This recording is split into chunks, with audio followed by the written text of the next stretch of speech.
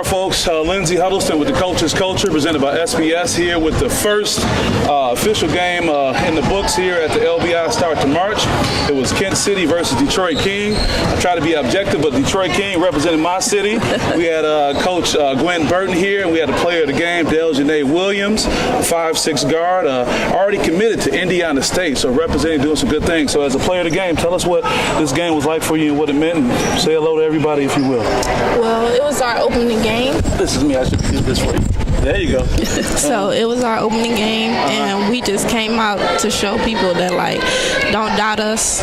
Even though a lot of people left, we gained a lot of people. We got transfers coming in. We got freshmen. And I just told them to play their hardest. You told them to play hard? Well, you definitely were vocal, Coach. When I was watching the game a little bit, I ended up taking notes on Del-Janae without even knowing about her. She was vocal. She was telling people, hey, move. I said, okay, she's doing that. She's a shooter. She got her shot off real good. Rebounded, worked really hard. You had a big putback, too. You grabbed a big board and went up. I can appreciate that being down there. I was like, okay, right. And then what I put, tough. And that's great. So looking at going to Indiana State, tell me what that experience is looking like for you right now. Well, they have a great coaching staff. When I went on my visit, it was a great atmosphere. So it was like, yeah, it was a good fit. Right. That's good. Coach, what is it like having such a great player and being part of such a great program? You know, we have a history of having great players, and to keep another player coming in and just reloading. Having Del-Janae is a great fit for us with King High School, and we're hoping that, you know, this year that she have a push for it at Miss Basketball. Okay. We haven't had one in a long time. Okay, well, we need to get that. Coach, one thing we talk about on the podcast, Coach's Culture, what's it like coaching this generation of athletes, and you seem to be a coach who's real connected with your players. You know, what advice can you give someone who's looking at getting into coaching, maybe getting out of coaching as it relates to coaching this generation of athletes? Well, you know, our players are really evolving. You know, a lot of kids, you know, they say they're not like the kids in the past. So you have to be able to be evolve too. Sure. You know, change. Sometimes you have to change your coaching style up a little bit. You just can't always be just a hard person.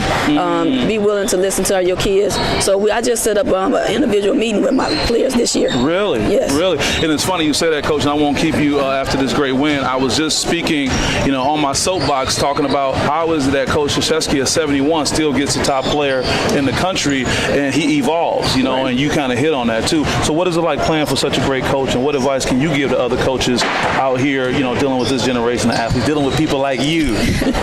Take notes from Coach Gwen. Yeah, she's telling you how to do it. Okay. Yeah, she got great energy. She talks to us all the time, want to have meetings, interact with us. So you know you're going to have opportunity to express yourself. Yeah. I know a lot of players feel like, you know, I can't really say what I feel. I don't get this opportunity. So you're letting them know how to do it, Coach. Yes. That's great. Let me know how you feel. If I'm doing something wrong, you know, correct me.